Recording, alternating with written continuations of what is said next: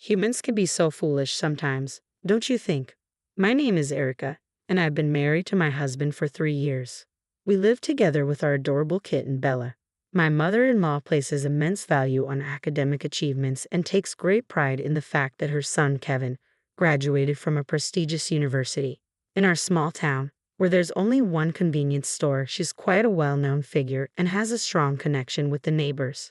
At neighborhood gatherings, she mostly boasts about her son's accomplishments. She believes that a woman who marries such a man should also have an impressive educational background. When we first met, during the announcement of our engagement, she immediately asked, "Which university did you graduate from?" "I'm a Harvard alumna, you know."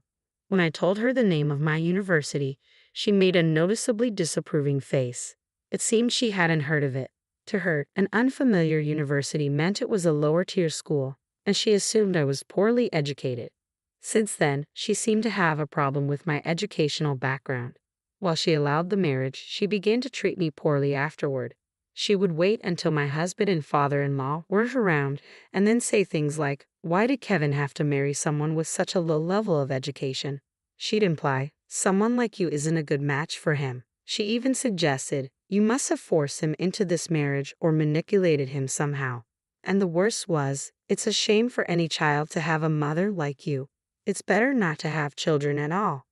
These were the kinds of things she would say every time we met. Fortunately, we weren't living together at the time, but she would still come over whenever she had free time just to criticize my education and then leave.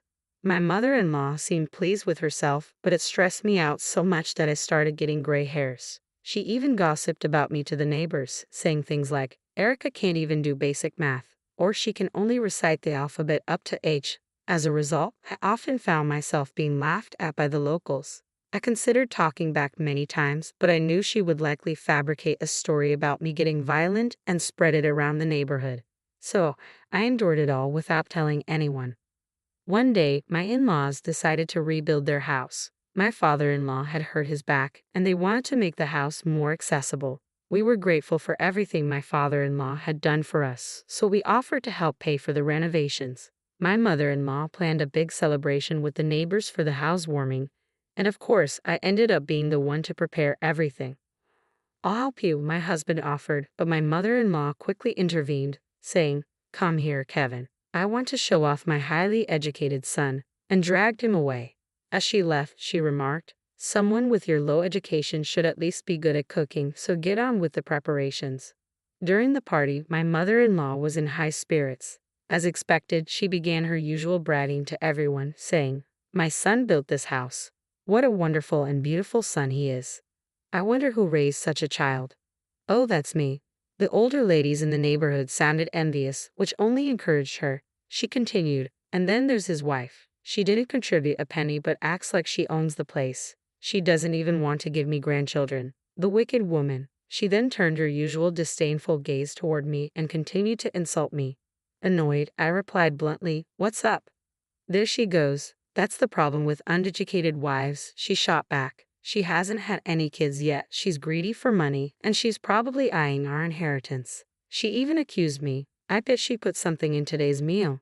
None of you should eat it," belittling the food I had prepared. Ironically, she was eating my cooking herself. Not that it mattered. Even if there were something in it, she probably survived just fine. She's resilient, to say the least. She whispered with a sneer, "Well, can't expect much from Erica's kids. They'll have those low education genes mixed in," making sure my husband and father-in-law couldn't hear her. She always harassed me without letting others catch on, which infuriated me. The ladies around us chimed in with laughter, agreeing with her. That's right. When I glared at them, they awkwardly looked away. I couldn't understand why they agreed with her if they felt bad about it. She wasn't some powerful figure, or maybe she had some hold over them. Even as these thoughts crossed my mind, the stream of insults from my mother-in-law continued unabated. I wondered how long this life would go on. Did I have to endure her bullying forever? For what purpose? Lost in these thoughts, I soon made a decision. "I can't stand it anymore," I suddenly shouted, startling both my mother-in-law and the kitten Bella. "Sorry for scaring you, Bella. I'll give you some treats later," I said to the kitten. Then I turned to my mother-in-law and said, "You hate me, right? You don't want a child born from someone with low education like me, do you?" And who knows what would happen to them after they're born? Maybe they'd be abandoned in the mountains. Oh, scary, scary. What? I would never do such a thing, she exclaimed. And by the way, I expect you to repay every penny I contributed to building this house, I stated calmly. My mother-in-law was visibly shaken by my unexpected words. What nonsense are you talking about all of a sudden? She retorted, her voice echoing through the house. This commotion caught the attention of my husband and father-in-law, who quickly came over to see what was happening. The surrounding guests also looked on curiously, so I decided to seize the opportunity to fully confront my mother-in-law and expose her wrongdoings. What's all the yelling about? My husband asked, clearly alarmed. Listen to this. Erica, who claims she didn't contribute any money, is now demanding I pay her back for the house. My mother-in-law exclaimed, attempting to paint me as unreasonable. All eyes suddenly turned to me. But you said you didn't want a child from me, right? Mother-in-law, isn't that what you've been saying, ladies? I asked the nearby women. Yes, that's true. She always says that, they admitted reluctantly. She said she doesn't want those low education genes, they added.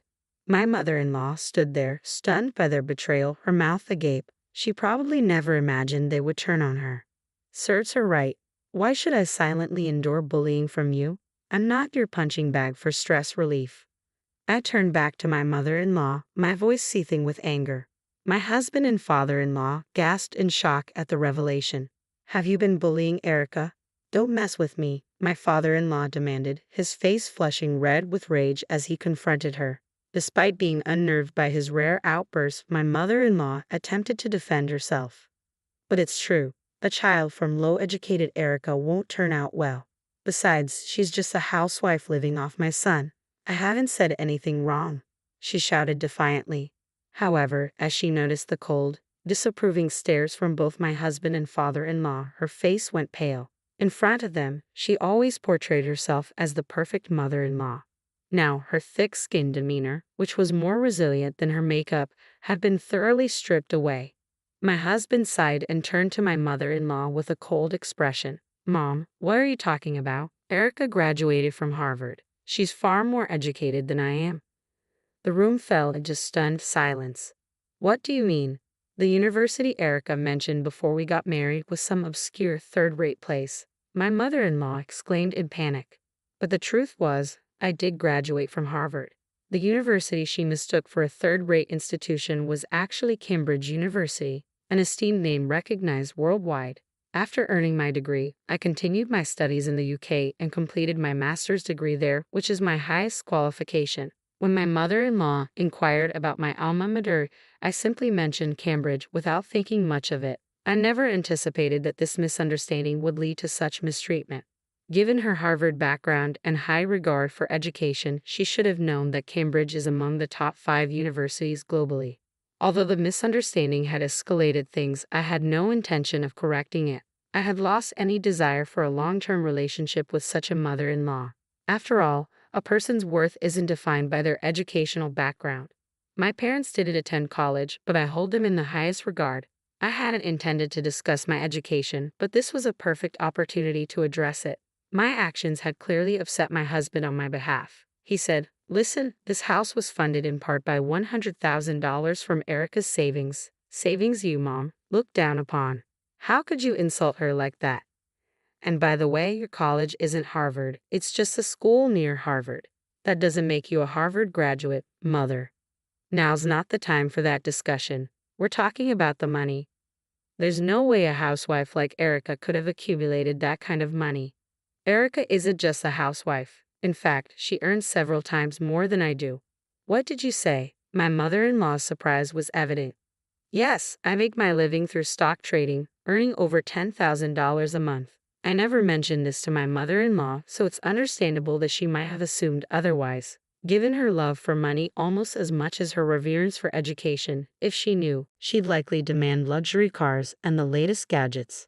That's why I asked my husband to keep it a secret. Since I'm usually at home when she calls or visits unexpectedly, she assumed I was just a housewife." My mother-in-law stood there, speechless and stunned by this revelation. To answer a question some of you might have, why did I contribute to the house's funds for someone I didn't like? Normally, one wouldn't want to give a single cent. The reason is straightforward. It was to avoid any arguments about living arrangements. By funding a comfortable and accessible home for her, I hoped she would be content and not bother us, especially after her minor injury. If she was comfortable in her own house, she'd likely visit ours less often. It was an expense I justified for my own peace of mind. Doesn't that make sense? Now, having fully recognized my mother-in-law as an adversary, I said firmly, I want the full $100,000 back. If you can't repay it, sell the land and house. If that's not feasible, borrow the money from a financial institution. That's outrageous. This house is ours now, and I have no intention of giving you a penny, my mother-in-law declared defiantly. Breaking his silence, my father-in-law shouted, How much longer do you plan to upset everyone around you? Look at the room. Nobody is on your side. My mother-in-law began to cry as my father-in-law berated her, but despite his pleas for her to apologize, she refused to humble herself, her pride too great. In the end, she left without offering an apology or even glancing my way. I'm so sorry, Erica. If I had been more attentive, this wouldn't have happened, my father-in-law said, deeply apologetic. There was no need for him to apologize. My mother-in-law only bullied me when he was unaware. Please lift your head. You've done nothing wrong. Please continue to treat me as your real daughter, I said, placing my hand on his shoulder. My father-in-law responded, Thank you, Erica. Leave her to me. I'll ensure she never bothers you again. And he went after my mother-in-law. The mood around us seemed to lighten as the situation settled. The neighborhood ladies, visibly relieved, apologized to me and promised to sever ties with my mother-in-law, which greatly lifted my spirits. A month later, my father-in-law announced that he was divorcing my mother-in-law. It turned out the issues went beyond that day's confrontation. My mother-in-law had been involved in an affair with a highly educated, middle-aged man. My father-in-law, suspecting something was wrong, had hired a private investigator to gather evidence discreetly. The divorce was swiftly finalized, and my mother-in-law was ordered to repay the $100,000 I had contributed for the house renovations as part of the alimony. Apparently, her lover financed this amount, and in return she was now working as a maid, my father-in-law reported with a look of disbelief. Now, both my father-in-law and I can live free from the troubles caused by my mother-in-law.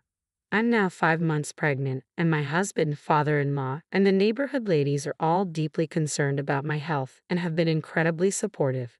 In a way, I have to thank my mother-in-law for helping me gain such a supportive circle. Looking ahead, I'm excited about the future and look forward to a happy life with my soon-to-be-born child, my husband, father-in-law, and our cat, Bella.